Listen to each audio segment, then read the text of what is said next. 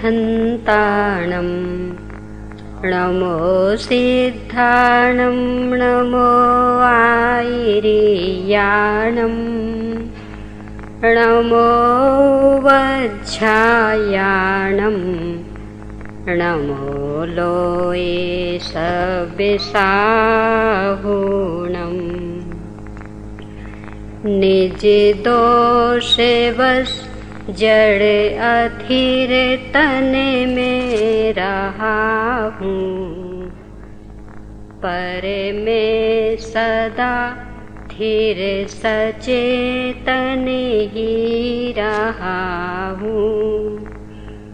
अतएव तन बिन दशा शिव सौख्य पाने, सतदेव श्रुत गुरु नमन सुसमाधि पाने। सतदेव श्रुत गुरु नमन सुसमाधि पाने। संलेखना की तैयारी कैसे करें, इस प्रकरण पर अपन चर्चा कर रहे हैं। मैं अनादि अनंत पर और पर्यायों से पूर्णतया निरपेक्ष ज्ञानानंद स्वभावी भगवान आत्मा, ऐसा निर्णय किया। इसके बाद संयोगों के संदर्भ में कि ये सभी संयोग क्षणिक हैं, अशरण हैं, आसार हैं और खासकर शरीर बीमारियों का घर, अशुचिता का भंडार है। इतनी बातों का निर्णय किया तो ये तो पक्का निर्णय हो गया कि ये संयोग नियम से छूटेंगे। इसके बाद अपना विषय इस पर प्रारंभ हुआ है कि जब तक ये नहीं छूटे, अपने लिए सब तरह की अनुकूलताएं मिल रही, तब तक तो ये निर्णय अडिग बना रहता। यानी कहीं इसमें मचक नहीं आती, कहीं भी इसमें ढील नहीं होती, कहीं भी इसमें शिथिलता नहीं आती।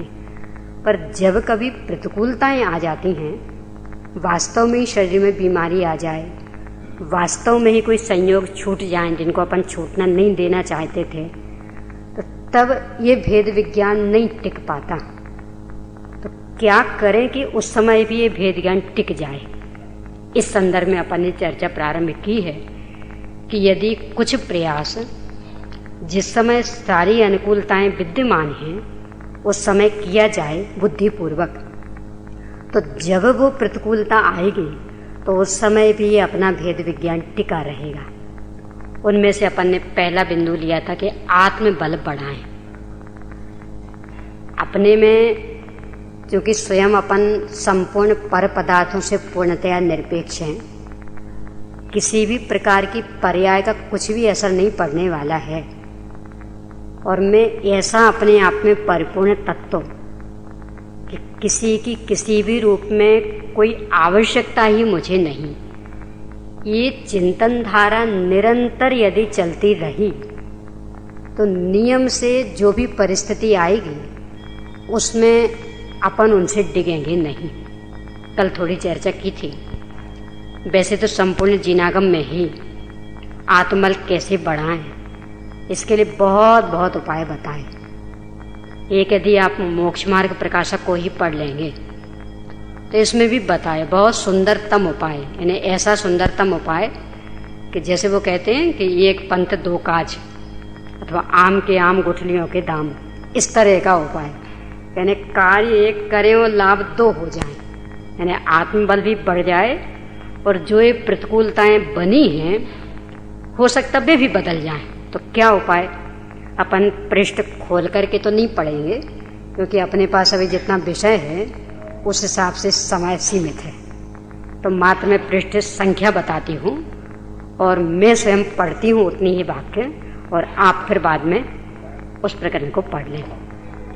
तो पंडित टोडरमल जी साहब ने 205 पृष्ठ पर ऐसा लिखा है, 205 पृष्ठ, मोक्ष मार्ग प्रकाशक। शुभ प्रवृत्ति में उपयोग लगने से तथा उसके निमित्त से विरागता बढ़ने से कामादिहीन होते हैं और क्षुधादि में भी संकलेश थोड़ा होता। इसलिए शुभ प्रवृत्तिमय जीवन बनाना, तत्व विचार की प्रधानता रखना। क्या लिख रहे?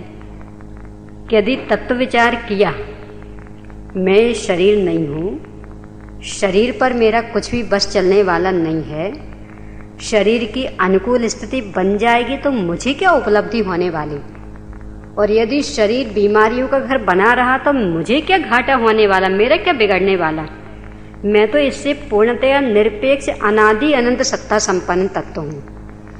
ऐसी प्रवृत्ति बनी रही तो वे कहते इससे विरागता बढ़ेगी और कामादिक भी हीन होंगे, क्षुधादिक का भी संकलेश कम होगा। बाकी तो दूर की बात है, क्योंकि रोग तो कभी कभी आता है, क्षुधा तो रोज लगती है ना। क्षुधा रोग तो ऐसा रोग वो तो रोज का है, 24 घंटे उस रोग से तो सामना अपने को करना पड़ रहा। बाकी बीमारी तो कभी कभी आएंगी, हो सकता नहीं भी आवे, पर ये तो बीमारी रोज चल रही ना, इसका सामना तो रोज करना पड़ रहा ना। तो वे कहते हैं कि यदि ऐसी प्रवृत्ति रखे तो इससे उसका संकलेश नहीं होगा। यानी अपने को जो संकलेशता होती है वो भूख लगने से नहीं होती है, इस शरीर में हूं इस मान्यता के बल पर जो इसके प्रति तीव्र राग चल रहा है उससे होती है। और शरीर में नहीं हूं ये मान्यता दृढ़ हो जाए तो जितना जो कुछ राग रहेगा उतने अंशों में संकलेशता होगी, भूख की बाधा भयंकर होने पर भी। यानी भूख कितनी है इससे संकलेशता का कोई संबंध नहीं है, अपना शरीर के प्रति राग कितना है इससे संकलेशता का संबंध। तो जितना जितना राग टूटता जाएगा उतने उतने भूख प्यास आदि अपने को कम परेशान करेंगे। तो वे कहते उपाय क्या है? कि उपाय है कि आप विरागता बढ़ाओ। और विरागता किसके बल पर बढ़ेगी? कि तत्व विचार के बल पर बढ़ेगी। और आगे भी लिखते हैं 179 पेज पर, 179 तत्व ज्ञान होता है, पश्चात उदासीन परिणाम होते हैं, इससे परिचय आदि सहने की शक्ति स्वयमेव होती है। क्या लिख रहे? और प्रकरण ये है कि वे मुनि कैसे बने, जबरदस्ती का मार्ग नहीं है, तो उसकी प्रक्रिया बता रहे कि सबसे पहले तत्व ज्ञान होता है, इससे अपने आप ही संपूर्ण पर पदार्थों और पर्यायों के प्रति उदासीन भाव होता। और ये उदासीन भाव हुआ तो इसके बल पर उपसर्ग परिचय सहने की शक्ति अपने आप विकसित होती, और जहां ये विकसित हुई तो मुनि दशा हो जाएगी, फिर कहां समस्या होने वाली। तो यदि ये उपसर्ग परिचय बाधाएं सहन करने की शक्ति जागृत करनी है तो एक ही उपाय की तत्व ज्ञान में लगे, यानी निरंतर स्वयं पर का भेद विज्ञान रखें। तत्व ज्ञान का मतलब ये नहीं कि मात्र तत्व मैंने 7 तत्व का नाम रट लो और फिर वही निरंतर बस कि हाँ जीव इतने प्रकार के हैं, अजीव इतने प्रकार के, आश्रय इतने प्रकार के, इसका नाम तत्व ज्ञान नहीं है। तो क्या कि जो भी ये सब हैं ये मुझसे पूर्णतया भिन्न, मेरा इन पर कुछ वश नहीं चलना है, इनका मेरे ऊपर कुछ वश नहीं चलना है, और बस चलाने की आवश्यकता भी नहीं। और वो आवश्यकता इसलिए नहीं कि इनके किसी भी रूप में रहने और नहीं रहने से मैं पूर्णतया निरपेक्ष हूं, और मेरे किसी भी रूप में रहने और नहीं रहने से ये भी पूर्णतया निरपेक्ष। यानी एक साथ इस विश्व में रहने पर भी इस तरह की सत्ता बनी हुई है कि मानो किसी से किसी का किसी भी रूप में कोई संबंध ही नहीं है।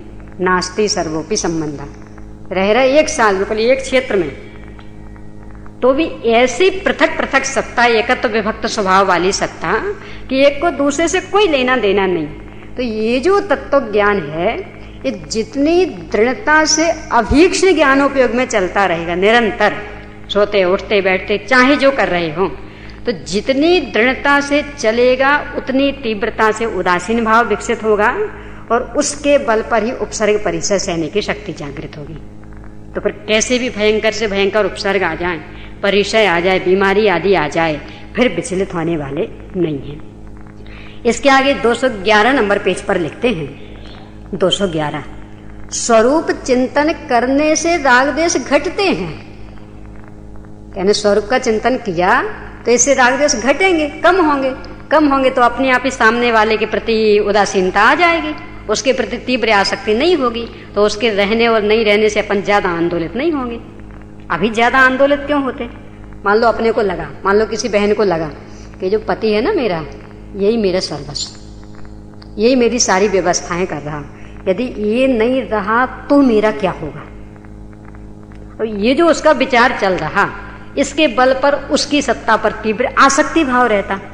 और जब उसे कभी लगता कि ये भगवान अब तो ये गए, तो तीव्र संग की फिर क्या होगा हमारा, क्योंकि अभी तो इनके ही बल पे हमारा सारा जीवन चल रहा।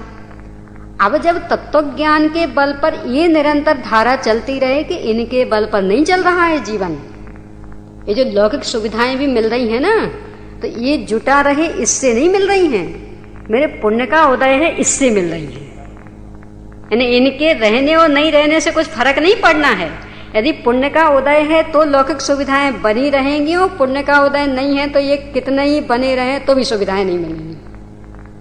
और सबसे बड़ी बात तो ये कि इनके कारण मेरी सत्ता थोड़ी है, ये सुविधाएं रहेंगी तो उससे मेरी सत्ता प्रभावित होने वाली थोड़ी है। तो ये निरंतर उसकी धारा में चलता रहे, ज्ञान में, उपयोग में। तो जब वियोग का अवसर आएगा तो कितनी आसक्ति, चूंकि आसक्ति नहीं तो कितना खेद होगा। जितना राग उतना दुख, जहां राग कम हुआ तो दुख भी कम। या अपने पूरा पड़ोसी लोग भी चले जाते तो उनको देख करके अपने को ज्यादा दुख क्यों नहीं होता? राग नहीं है इसलिए। और घर में भी कुछ ऐसे व्यक्ति कि जिनके प्रति अपना तीव्र राग नहीं होता, तो वे चले जाते तो भी दुख नहीं होता, कोई उम्र से लेना देना नहीं होता। और कोई बिल्कुल वृद्ध हो और बिल्कुल अपने को लगता हो कि बस कुछ ही दिन में जाने वाला, पर तीव्र राग हो तो उससे भी अपन ज्यादा दुखी हो जाते।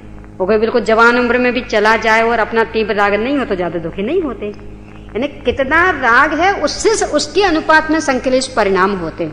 तो यदि तत्व विचार किया, स्वरूप का चिंतन किया, तो इससे राग द्वेष कम होते हैं। तो इसके बल पर अपने आप ही संक्लेश परिणाम कम होंगे। और आगे ये दुतरफा काम कैसे, यानी डबल लाभ कैसे, ये पेज नंबर 311। तत्व निर्णय करने से मोहादि घटते हैं, कर्मों की शक्ति कम होती। यानी दुतरफा लाभ मिल गया कि तत्व निर्णय यदि किया, स्वयं पर का भेद विज्ञान किया, तो पर के प्रति जो आसक्ति चल रही थी वो तो कम होगी ही, मोह तो कम होगा ही, क्योंकि इस पर लग रहा है कि तो मेरे से भिन्न है, मेरा इससे क्या लेना देना, इसका मेरे से क्या लेना देना। तो आसक्ति तो कम होगी ही, इसके साथ ही कर्मों की भी स्थिति अनुभाग कम होगी, कर्मों की भी फल देने की शक्ति कम होगी। तो वो तीव्र पाप यदि कोई बंधा पड़ा होगा ना, तो उसकी भी फल देने की शक्ति कमजोर पड़ जाएगी। तो वर्तमान में प्रतिकूलताएं भी कम आएंगी। यानी इससे दुतरफा लाभ कि अपने भी मोह राग द्वेष आदि कम हुए और कर्मों का भी अनुभाग कम हुआ, तो उससे जो परिस्थिति बन रही थी उसमें भी कमी आ जाएगी। और आगे लिखते हैं, इसके आगे 317 पेज पर जो लिखा वो वैसे वो दूसरे प्रकरण में है, अभी उसकी आवश्यकता नहीं है, वो बाद में लूंगी। इसके बाद 329 पेज पर है एक, कभी देवादि के विचार में, कभी तत्व विचार में, कभी आपा पर के विचार में, कभी आत्म विचार में उपयोग लगाए। ऐसे अभ्यास से दर्शन मोह मंद होता है, विघ्नकारी कर्म भी मंद हो जाते हैं। क्या लिख रहे? यदि ये कार्य किया तो दर्शन मोह यानी मिथ्यात्वी इन कामों से गलेगा, और जो ये पाप कर्म का उदय चल रहा है वो भी इन कामों से मंद पड़ेगा, और सहने की शक्ति भी इन कामों से आ जाएगी। यानी यहां तो तिगुना लाभ हो गया कि मिथ्यात्वी इससे ही गलेगा तो टलेगा, नष्ट होगा, और इसके साथ ही इससे ही वहां कर्मों का भी अनुभाग बदलेगा। तो वो जो पाप प्रकृति उदय में आ रही है उससे प्रसंग बन रहा वो भी कम होगा, वो भी नष्ट होगा, और इससे ही सहन करने की क्षमता भी जगेगी, यानी आत्मबल भी इससे बढ़ेगा। तो उपाय क्या है कि विघ्न बाधाएं नहीं आवे, ये सोचना ये उपाय नहीं है। तो क्या उपाय कि आत्मबल बढ़ाना, ये उपाय। यानी जो भी विघ्न बाधाएं आएंगी उनसे मेरा कोई लेना देना ही नहीं है ना, आए तो आ जाए ना, मेरे ऊपर असर क्या पड़ना है। मैं उनसे इतना अप्रभावित रहने वाला तत्व हूं। जैसे आजकल तो वैज्ञानिक साधनों में अनेक अनेक प्रकार के साधन बन गए ना, तो अपना फायर प्रूफ भी बन गई ना ड्रेस, यानी ऐसी ड्रेस कि उसको पहन लो तो आग में भी कूद जाओ तो कुछ असर नहीं पड़े, और फायर ब्रिगेडियर वगैरह वाले पहनते भी हैं। तो वैसी ड्रेस अपने पास हो तो अब डरेंगे कि भगवान अब कहीं आग ना लग जाए। कह रहे लग जाए तो लग जाए ना, हमारे क्या बिगड़ना, हम तो ऐसी ड्रेस पहने हैं 24 घंटे की आग का कुछ असर ही नहीं पड़ना, तो वाटर प्रूफ भी हो। अरे भगवान मूसलाधार वर्षा ना हो जाए, कह रहे हो जाए ना, हमारे पास तो ऐसी ड्रेस की उसकी एक बूंद भी प्रविष्ट होने वाली नहीं, यानी बम ना गिर जाए। अभी मेरे ख्याल से वैसी कोई ड्रेस बनी नहीं, पर अपन तो कल्पना तो कर ही सकते हैं ना कि कोई ऐसी ड्रेस हो जाए, कितना ही बड़ा बम विस्फोट हो पर उसकी एक भी वायु उस ड्रेस के कारण शरीर को प्रभावित ना कर सके, तो बोले वो कितना घबराएगा। कोई ऐसी भूकंप प्रूफ भी हो जाए, जो भी विघ्न बाधाएं हैं उन सबको नष्ट करने वाली ड्रेसें यदि विकसित हो जाएं तो क्यों घबराएंगे हम प्राकृतिक वातावरण से। अब लोक में तो विकसित होंगी कि नहीं होंगी वो तो भगवान जाने, पर वस्तु व्यवस्था में अनादि अनंत विकसित। प्रत्येक द्रव्य में अगुर लघुत्व गुण और प्रदेशत्व गुण, ये ऐसी दो शक्तियां विद्यमान है कि सबसे अपने को प्रूफ रखें, सबसे अपने को अलग रखें। यानी कोई भी विघ्न बाधा किसी भी कीमत पर अंदर प्रविष्ट नहीं हो सकती। वज्र जैसा साधारण नहीं, वो फायर प्रूफ ड्रेस हो भी और कहीं से लीकेज हो जाए तो उसमें तो हो सकती है ना संभावना बहुत, पर ये तो ऐसी वज्र जैसी मजबूत कि किसी भी कीमत पर कहीं भी इसमें किसी भी प्रकार की शंका के लिए अवसर नहीं कि कदाचित ऐसा हो गया तो, कदाचित ड्रेस फट गई तो, किसी भी कीमत पर नहीं फट सकती। तो ये जिसको निरंतर ख्याल में रहे कि मेरे में जो अगुर लघुत्व गुण विद्यमान है, इसके कारण मेरा वैभव किसी भी कीमत पर नष्ट नहीं हो सकता, और मेरे में जो प्रदेशत्व गुण विद्यमान है इसके कारण किसी भी पर का मेरे में रंच मात्र किसी भी कीमत पर प्रवेश संभव नहीं है। अब वो क्यों घबराएगा, अरे आ जाना, चाहे जितनी बाधाएं, मेरे मुझ पर क्या असर पड़ना। देखो जो समाधि मनन भावना की पंक्तियां है ना, उसमें ये भावना नहीं भाई कि हे भगवान वृद्धावस्था में कोई ऐसी बीमारी ना आ जाए, कोई ऐसा प्रतिकूल प्रसंग ना बन जाए, ऐसी भावना नहीं भाई। तो क्या भाई, जागे नहीं कषाए, नहीं वेदना सताए, तुम्हें से ही लो लगी हो, दोरे ध्यान को भगाऊं।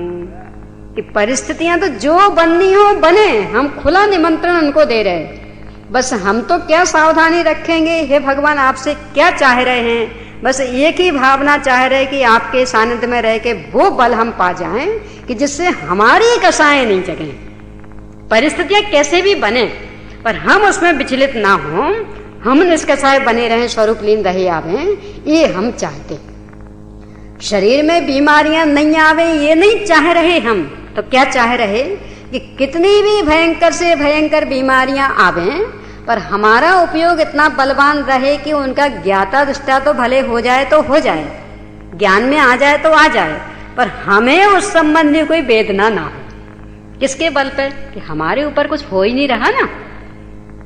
तो ये जागना, ये हम जागृत करना चाहते, ये विकसित करना चाहते, इसका नाम है आत्मबल का बढ़ाना। तो ये उपाय है आत्मबल बढ़ाने के।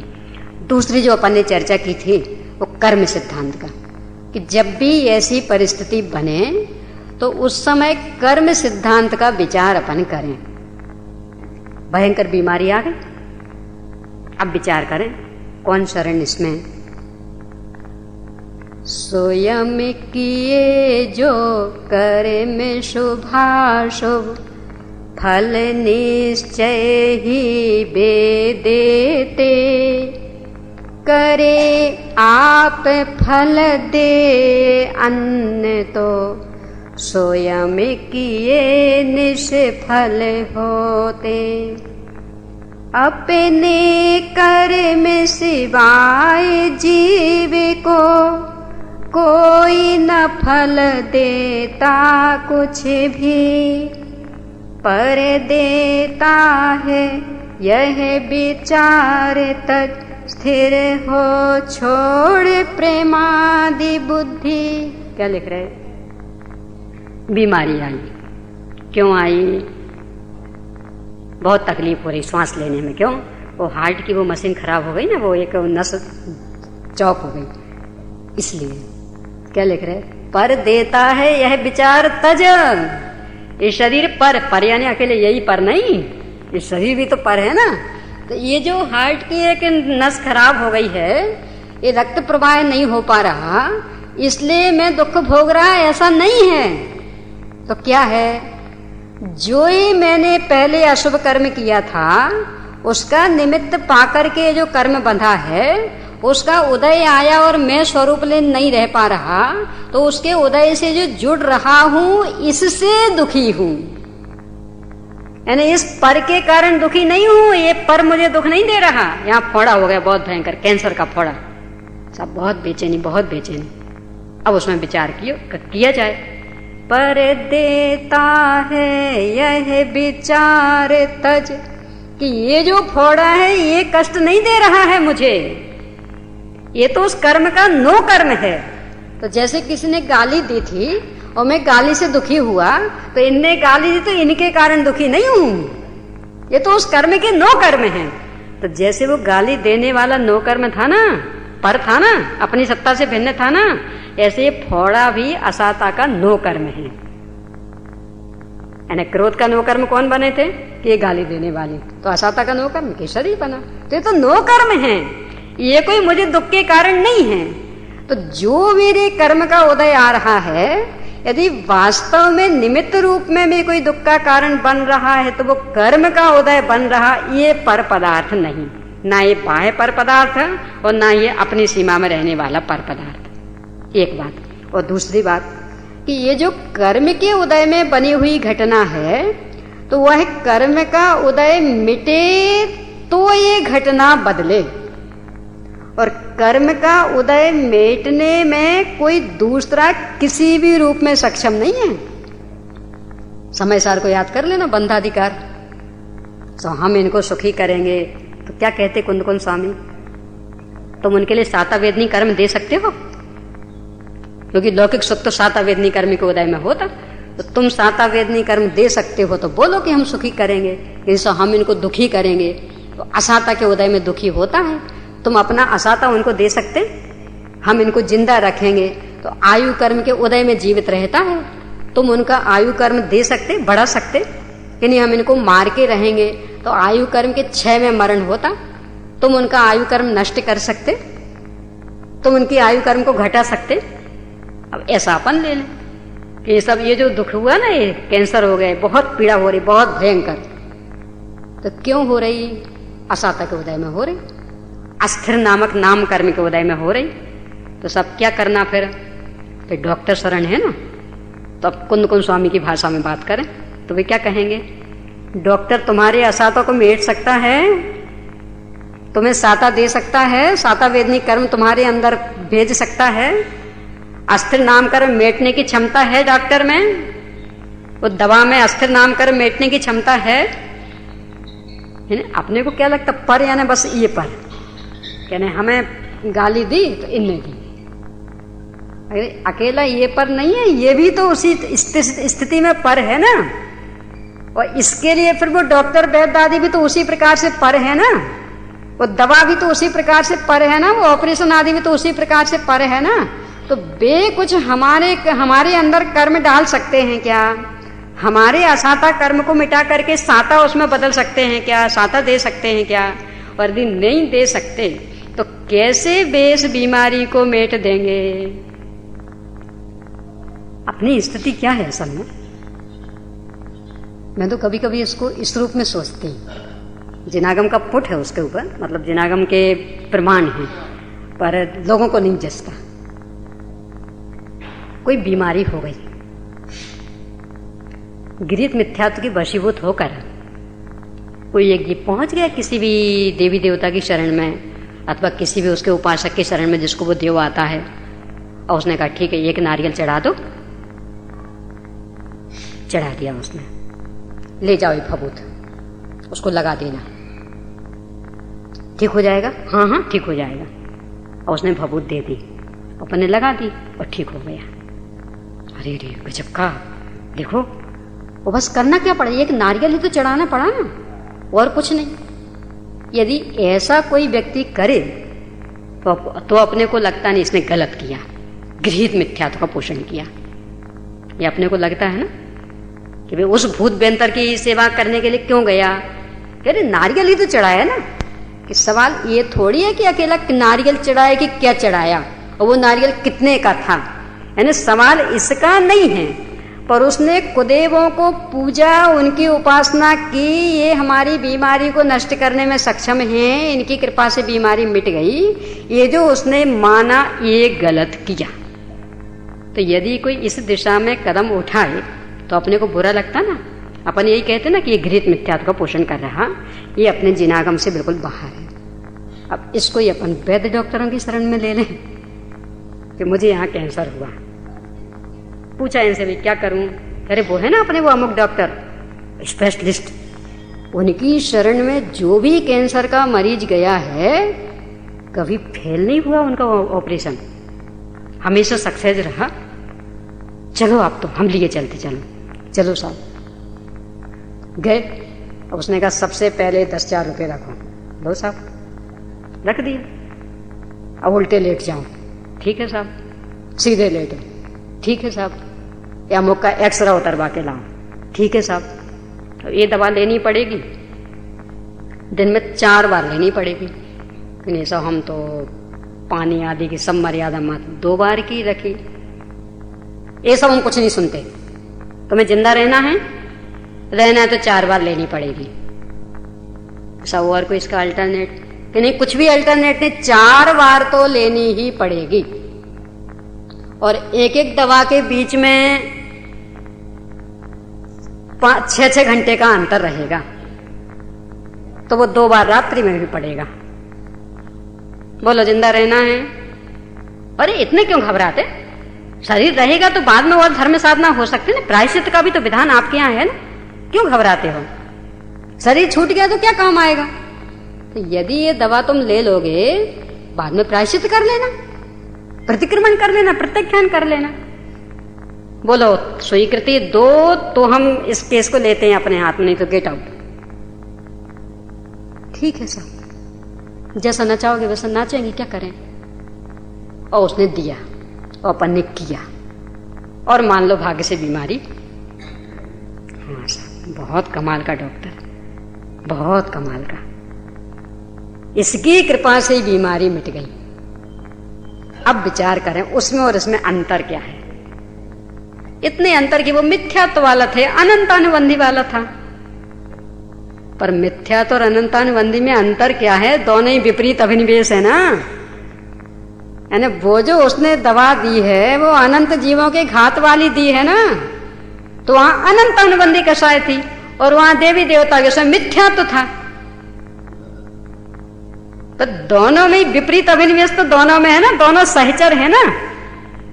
अनंतानुबंधी तो मिथ्यात्व के बिना रह भी लेवे कदाचित दूसरे गुणस्थान में, पर मिथ्यात्व तो अनंतानुबंधी के बिना रहता ही नहीं है।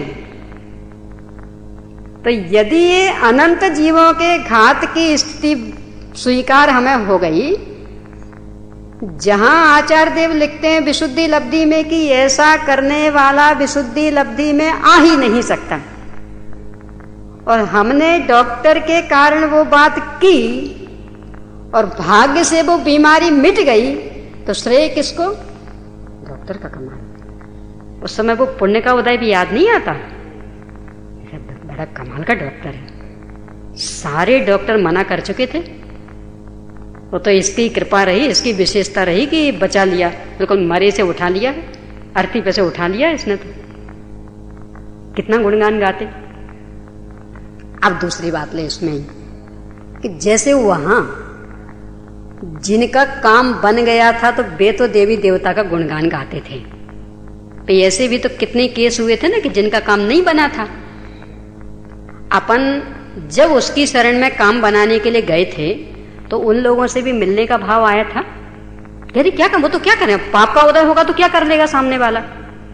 तो ऐसा सोच के उसको टाल दिया था कि भाई उसकी तीव्र पाप का उदय तो आखिर बेचारा वो क्या करे, पर इतने सारे हैं ना सफल हुए वाले केस, तो आप इनको देखें ना।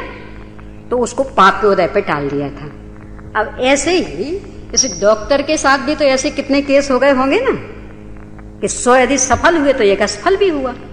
तो वो क्यों असफल हुआ, क्यों वो मर गया? सब क्या करें, उसकी आयु ही उतनी थी तो वो डॉक्टर क्या कर लेता?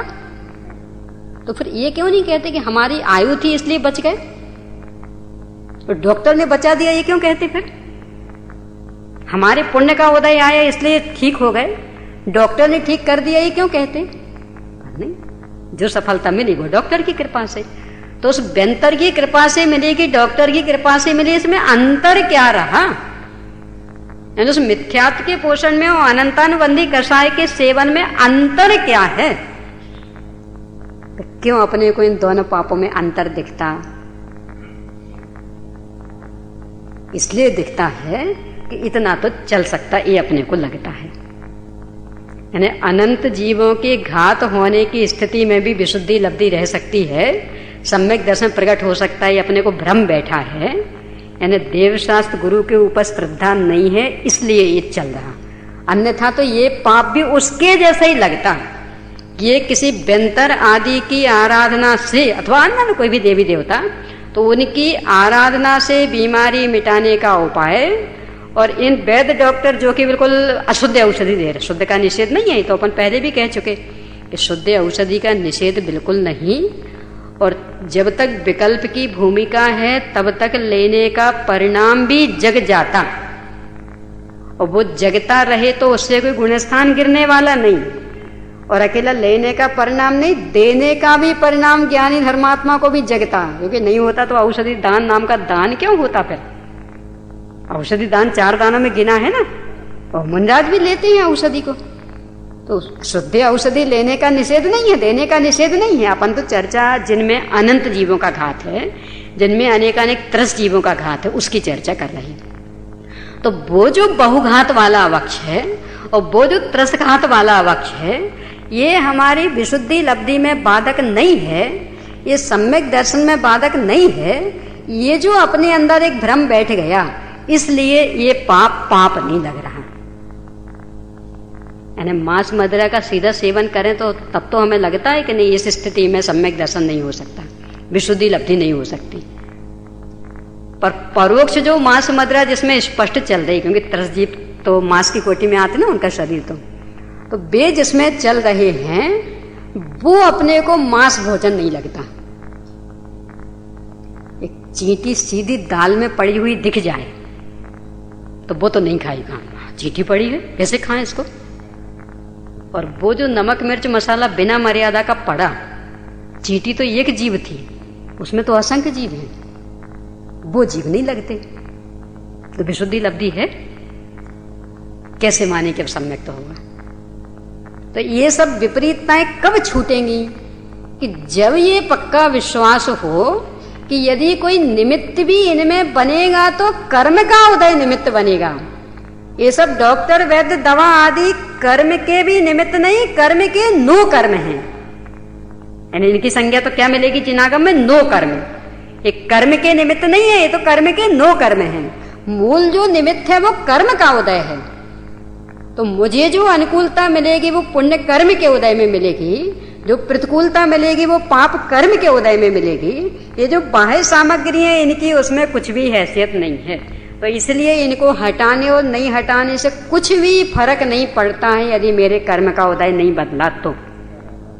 और जब ये विश्वास हो जाए तो यदि स्वरूप लीन नहीं रह पा रहा हूं तो ये कर्म का उदय कैसे बदले, इस दिशा में फिर प्रयास होगा।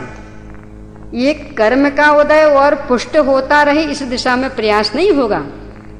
पाप और करें, पाप प्रवृत्तियां हों, पाप भाव हों, तो उसे तो पाप बंद और अधिक होना है। और यदि इनको त्यागा तो हो सकता है कि जो पुण्य परिणाम होंगे, कषाय की मंदता होगी, उससे जो पुण्य बंधेगा और उसका निमित्त पाकर के पूर्वबद्ध पाप कर्म भी हो सकता संक्रमित हो जाए। और यदि नहीं होगा तो नहीं भी होगा। निधत्ती निकाचित जैसा कोई पड़ा हो सत्ता में, तो जब तीर्थंकर की सत्ता वाले जीवों के भी नहीं हुआ तो अपनी तो क्या हैसियत। आदिनाथ भगवान को मुनि दशा में आहार नहीं मिला तो वो निधत्ती जैसा कोई पाप कर्म पड़ा हो तो नहीं मिले अंतराय कर्म के उदय में, तो अपने को भी नहीं मिलेगा, इसमें क्या है? तो निधत्ती निकाचित हो तो पड़ा रहे। पार्श्वनाथ को हुआ तो ऐसा कोई तीव्र पाप का बंध पड़ा हो तो जब उतनी बड़ी तीव्रतम पुण्य प्रकृति उसमें संक्रमण नहीं कर पाई तो ये वैद्य डॉक्टर आदि कैसे संक्रमण कर देंगे, या औषधि कैसे संक्रमण कर देगी। पार्श्वनाथ के ऊपर इतना उपसर्ग हुआ, कितने कितने देव सेवा में रहते, 3 कल्याणक मना चुके थे। यानी गर्भ में आने के 6 महीने पहले से इंद्र नौकरी करने लगता, मुफ्त की, पेमेंट नहीं करना पड़ता इन्हें, फ्री में नौकर, 3 ज्ञान का धारी, द्वादश अंग का पाठी, यानी इतना चतुर, इतना बलशाली कि जम्बूद्वीप को गेंद की तरह हिला दे, घुमा दे ऐसे, और इतना बलशाली स्वेच्छा से, यानी स्वयं सेवक होकर नौकरी कर रहा। उसे पता नहीं था, उस समय क्यों नहीं आया। जब तुम्हारे पुण्य का उदय नहीं हो तो हम क्या करें, यानी हम तो तुम्हारे पुण्य के नौकर थे, तुम्हारे नौकर थोड़ी थे। यानी जो भी ये बाहर के परपदार्थ तो पुण्य के दास हैं, तो जब तक पुण्य का उदय रहेगा तब तक नौकरी करेंगे, और पुण्य का उदय नहीं होगा तो भले बाद में जब पुण्य का उदय आ जाएगा तो केवल ज्ञान कल्याणक मनाने आ जाएंगे, पर अभी पुण्य का उदय नहीं है तो अभी नहीं आएंगे। ये सब घटनाएं क्या बताती हैं कि ये सब बाहर के जो प्रसंग हैं ये सब तो अपने पुण्य पाप के दास हैं, उनसे इनका संबंध है। तो यदि उसमें परिवर्तन हुआ तो इनमें परिवर्तन होगा, अन्य किसी भी बाह्य हस्ती की हैसियत नहीं है कि वो इसमें परिवर्तन कर दे। तो यदि वहां पुण्य कर्म का उदय नहीं बदला, पाप कर्म का उदय नहीं बदला, पुण्य रूप संक्रमित नहीं हुआ, तो दवा की इतनी शक्ति नहीं है कि वो बदल देवे तुम्हारी बीमारी, उस वैद्य डॉक्टर की इतनी शक्ति नहीं है कि वो बदल देवे। तो क्या करना, कि बताया था ना कि आत्मल बढ़ाने का ये उपाय, और इसके लिए पंडित जी साहब कह रहे कि कर्मों का अनुभव कम करने का भी यही उपाय कि तत्व विचार करें, और ज्यादा हो तो फिर उन्होंने बता दिया देवादिक का चिंतन करें, उनके सानिध्य में रहें। तो धनंजय कवि तो ऐसा लिखते हैं कि भगवान हमें तो आश्चर्य होता कि ये लोग कहां कहां भटकते। वो घटना तो पता होगी ना कि बेटे भगवान की भक्ति में लीन, और इकलौता एक बेटा, उसे सांप ने काट खाया, एकदम जहर, अर्धमृतक जैसा हो गया। और घर में सब बहुत परेशान, बारंबार समाचार भेजा कि बेटा पड़ा है बेहोश, जहर चढ़ गया है, चलो, पर इंद्र को ध्यान ही नहीं दिया। तो आखिर सेठानी को भी क्रोध आ गया कि हमारे अकेला बेटा है क्या, आराम से बस बैठे हैं भक्ति करते हुए, हम यहां परेशान हो रहे। तो लाके वहीं पटक गई। उसको लेकर के उन्होंने उस समय भगवान की भक्ति में विशाफार स्तोत्र लिखा, और उसमें एक छंद लिखा कि नहीं, ये सब लोग जो ये कहते नहीं ये उपाय, आश्चर्य होता कि कैसे ये उपाय जसते। तो वे लिखते हैं, विशापहारम मणिमौषधानि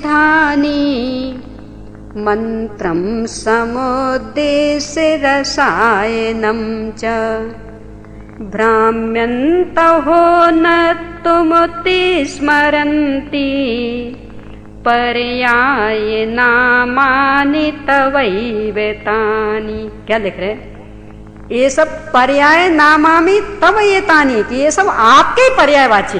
क्या क्या, विशाफहार, मणि, मंत्र, तंत्र, औषधि, ये जो है ये सब जिनेंद्र भगवान आपके ही पर्यायवाची हैं।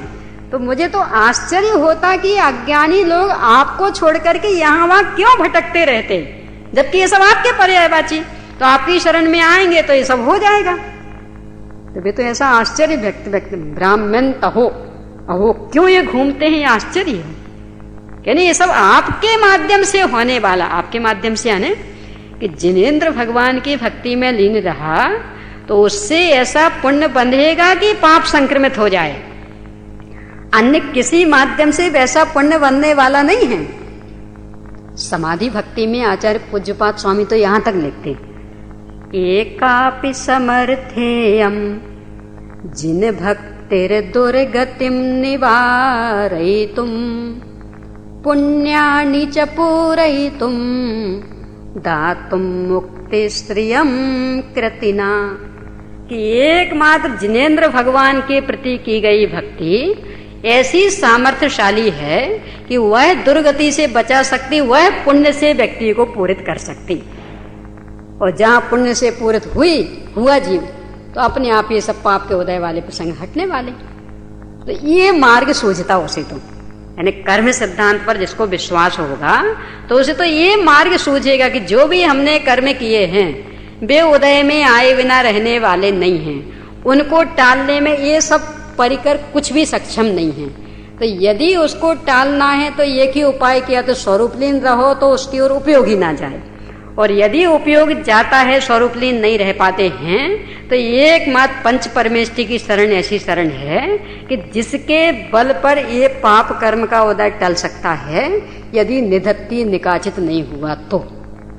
और यदि निधत्ति निकाचित हुआ तो जब उनका ही स्वयं का नहीं टला तो अपना तो क्या टलेगा, और जब उनकी ही भक्ति से टलने की संभावना नहीं तो बाकी इन वैद डॉक्टरों दवाइयों आदि की भक्ति उनके सेवा आदि से क्या होने वाला, उनके सेवन आदि करके नए पाप के अलावा क्या उपलब्धि होने वाली। तो ये निरंतर रहेगा विचार। तो इसमें होगा क्या कि विरागता बढ़ी, उदासीनता बढ़ी, तो सहन करने की क्षमता भी जागृत हुई, और इसके साथ ही यदि पाप का उदय संक्रमित हो गया, पुण्य में परिवर्तित हो गया, तो अपने आप ही बाहर की अनुकूलता भी मिलने वाली। जिनेंद्र भगवान की भक्ति से बीमारी मिट जाए, इसमें अपने अरे हो ही नहीं सकता ऐसा। यानी कर्म सिद्धांत पर अपना विश्वास नहीं रहा, यानी पुण्य से पाप कटता है, ये तो पूरा कर्म सिद्धांत कह रहा, पर दवा से पाप पाप से पाप कटता है और नो कर्म से कर्म कटता है, ये तो कहीं नहीं लिखा, वो अपने को ही लगता। यानी दवा से बीमारी मिट जाए, हमारा दवा का कमाल था ना, और वो भक्ति आदि की उससे बीमारी मिट जाए तो आश्चर्य, आश्चर्य क्या बल्कि लगता है अफवाहें हैं, इनमें कोई दम नहीं है, कुछ ना कुछ इसमें अवश्य ही क्या बोलते हैं आज की भाषा में, यानी फंसाने का चक्कर होगा, कुछ ना कुछ अपना वो दिखाना चाहते हैं उनको, तो हो ही नहीं सकता ऐसा। अपनी जिनवाणी माँ क्या कह रही कि भाई पाप में परिवर्तन पुण्य से हो सकता है, और जहां पाप में परिवर्तन हुआ तो पाप के नो कर्म भी हट जाएंगे, अथवा वे ही नो कर्म ही अपने को पुण्यमय लगने लगेंगे। यानी जो बीमारी अभी अपने को कठिन लग रही थी ना, बहुत दुखदायी लग रही थी, तो लगे कि बस यही वास्तविक स्वास्थ्य है। देखो ऐसी कितनी रिपोर्टें अपन ने नहीं सुनी कि मान लो उदाहरण के लिए ये उंगली ऐसी थी जन्म से, पूरा अपना काम चलता रहा, कोई तकलीफ नहीं हुई, अब 40 वर्ष की उम्र के बाद में से भयंकर पीड़ा हुई, सलाह दी लोगों ने कि सब डॉक्टर को दिखाओ, तो डॉक्टर ने देखा कि सब इसमें तो ये जो टेढ़ापन है ना इसके कारण पीड़ा है। अच्छा, टेढ़ापन के कारण पीड़ा? टेढ़ापन तो 40 साल से है, वही आज का टेढ़ापन थोड़ी है। यदि टेढ़ेपन के कारण पीड़ा होती तो जन्म से होती ना, उसको समझ में ही नहीं आता, ये सब होना तो वही चाहिए, ये सब यदि वही है तो ये तो हमारे जन्म से चल रहा है ना। फिर और पूछता नहीं वो ये जो नस है ना, ये सर ये नस भी जन्म से ही है, यानी जन्म से लेके आज तक इस पर कुछ भी डॉक्टरी इलाज नहीं हुआ है, जो भी जैसी स्थिति वो जन्म से ही हमारी चल रही। यदि ये स्थिति इस कष्ट का कारण होती तो जन्म से ये संबंधी कष्ट क्यों नहीं हुआ। और कितने ऐसे केस आ रहे हैं हर बीमारी के, पैरालिसिस के भी, हार्ट अटैक के भी, ब्लड प्रेशर में हाई लो के भी, कितने कितने केस ऐसे आ रहे हैं कि जो विकृति जन्म से चल रही थी और काफी लंबी उम्र बीतने तक कोई परेशानी नहीं आई उससे, और बाद में परेशानी खड़ी हो जाती। तो डॉक्टर स्वयं आश्चर्य करते कि नहीं परेशानी का कारण तो यही दिखता, तो जब वो मरीज कहता साहब तो जन्म से है हमें, तो स्वयं माथा ठोकता कि फिर चक्कर क्या है। यानी नौकर में है ना ये तो उससे कोई फर्क नहीं पड़ता। ऐसे कितने कितने केस अपने यहाँ था ना, एक ध्रुवेश बॉम्बे का, क्या नाम था उसके पिताजी का, बहुत प्रसिद्ध है अपने यहाँ, मणिकांत भाई का बेटा ध्रुवेश। तो जन्म से ही हार्ट में बॉल था, छेद था, क्या था ऐसा कुछ था, हार्ट की आंखें न उसमें छेद था, कुछ हार्ट में श्वास नलिका में छेद था कि बॉल खराब था, ऐसा कुछ बताते हैं। सर दोनों भाइयों के में कुछ है, एक के में छेद और एक के में बॉल खराब, ऐसा कुछ जन्म से ही, और चलता रहा। फिर बाद में 18 साल की उम्र में कोई तकलीफ हुई तो जांच हुई, एक्सरे कराया तो नहीं तो छेद है, इसकी वजह से तकलीफ। सभी तो जन्म से ही है, अब बोलो क्या करना। यानी जन्म से था और 18 वर्ष की उम्र तक कोई तकलीफ नहीं हुई और बाद में तकलीफ हो गई। तो क्यों हुई? तो छेद के कारण हुई। उसका जो बाल खराब था उसके कारण हुई। बाल जो खराब, यानी उसमें वो रहता होगा, अपने को तो पता नहीं होता, सर इसका बाल खराब। और दूसरे भाई से पर्याय नाम क्या नाम, एक का ध्रुवेश और एक का पर्याय। तो एक का है बाल खराब और एक के में निहाल नहीं, जो भी हो खैर। तो एक का बाल खराब है हार्ट का और एक में छेद है, और वे दोनों जन्म से ही विकृति हैं और कोई खराब नहीं, यानी कोई समस्या नहीं। और अभी 18 वर्ष की उम्र में जब यहीं पढ़ रहा तो तकलीफ हुई तो ले गए, जांच कराई तो नहीं तो वो तो छेद है, तो बताए कि तो जन्म से ही है। यानी उस समय ही जांच हो गई थी, तो उस समय उसने कह दिया था कि ये छेद है, तो कोई परेशानी होने वाली नहीं। तो अब अपन विचार करें वो परेशानी क्यों हुई थी। यदि छेद के कारण हुई थी तो जन्म से तकलीफ क्यों नहीं, कि जब तक पुण्य का उदय था तो कोई तकलीफ नहीं, और पुण्य का उदय नहीं रहा तो वही स्थिति तकलीफ देने वाली हो गई। यानी उसका संबंध तो पुण्य पाप के उदय के साथ में है, वो विकृति के साथ में नहीं है कुछ भी संबंध। अपने को लगता विकृति के साथ में, तो ये डॉक्टर क्या करेंगे कि वो विकृति निकाल देंगे। और कितनी बार ऐसा होता वो विकृति हटा दी जाती और फिर भी बीमारी बनी रहती। तो ये जो केस है इन पर अपनी दृष्टि नहीं जाती, और जो वो किसी में सफलता मिल गई ना कि देखो इसको इस विकृति से तकलीफ हो रही थी और डॉक्टर ने विकृति हटा दी तो देखो स्वस्थ हो गए, तकलीफ मिट गई। पर बाकी जो केस वो ये सब विकृति हट जाने के बाद भी उनकी तकलीफ नहीं मिटी, उस पर भी तो विचार करो ना, ये क्यों नहीं मिटी, कि सब उनके पाप का उदय था इसलिए। तो फिर इसकी मिट गई तो ऐसा क्यों नहीं कहते कि इसका पुण्य का उदय आ गया इसलिए मिट गई, और विकृति हटा दी गई इसलिए मिट गई, ऐसा क्यों लेते। पर अपना यही चलता, इसलिए मोक्षमा प्रकाशक पढ़ना गहराई से। पंडित जी सब खोलते हैं इसका रहस्य कि भाई यदि न्याय है तो दोनों में एक जैसा लगा ना। यदि विकृति हटने से बीमारी हटती है, दुख हटता है, तो दोनों में एक जैसी स्थिति बनी, फिर एक की बीमारी क्यों हटी और दूसरे की क्यों नहीं। और यदि कर्म के उदय के साथ संबंध जोड़ता है तो फिर दोनों जगह जोड़, एक जगह क्यों। यानी बीमारी हट गई, दुख हट गया तो बोल देता डॉक्टर की कृपा से, दवा की कृपा से, और नहीं हटी तो क्या करें, उसका पाप का उदय था, उसमें उसका शरीर छूट गया तो क्या करें, उसकी आयु ही इतनी थी। तो यदि उसकी आयु इतनी थी, आयु पूरी करके शरीर छूटा है, तो ये जो बच गया ऐसा कहना कि इसकी आयु थी इसलिए बच गया, दवा से बचा ऐसा क्यों कहता। तो ये मान्यता कब अपनी बन पाएगी कि जब कर्म सिद्धांत का पक्का विश्वास होगा। तब समय हो गया अपना। शेष चर्चा।